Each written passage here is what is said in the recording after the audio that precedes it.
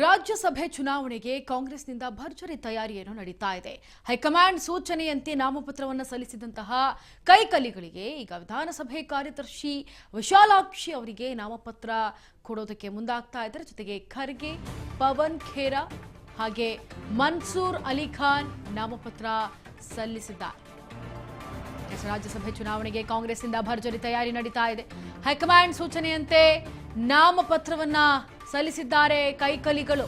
ವಿಧಾನಸಭೆ ಕಾರ್ಯದರ್ಶಿ ವಿಶಾಲಾಕ್ಷಿ ಅವರಿಗೆ ನಾಮಪತ್ರ, ಇತ್ತ ಖರ್ಗೆ, ಪವನ್ ಖೇರಾ ಹಾಗೆ ಮನ್ಸೂರ್ ಅಲಿ ಖಾನ್ ನಾಮಪತ್ರ ಸಲ್ಲಿಕೆ ಮಾಡ್ತಾ ಇರೋದು ದೃಶ್ಯಾವಳಿಗಳಲ್ಲಿ ಗಮನಿಸ್ತಾ ಇದ್ದೀರಿ.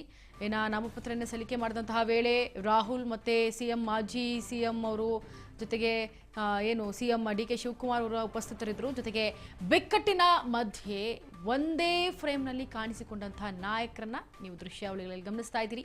ಕೆಪಿಸಿಸಿ ಅಧ್ಯಕ್ಷರ ಆದಂತಹ ಹರಿಪ್ರಸಾದ್ ಸಮ್ಮುಖದಲ್ಲಿ ಈ ಚುನಾವಣೆ ಕಣಕ್ಕೆ ಇಳಿದಿರೋದು. ಸದ್ಯಕ್ಕೆ ಕೈಕಲಿಗಳು ಈಗ ನಾಮಪತ್ರನ ಸಲ್ಲಿಕೆ ಮಾಡಿದ್ದಾರೆ. ಗಮನಿಸ್ತಾ ಇದ್ದೀರಾ ದೃಶ್ಯಾವಳಿಗಳಲ್ಲಿ.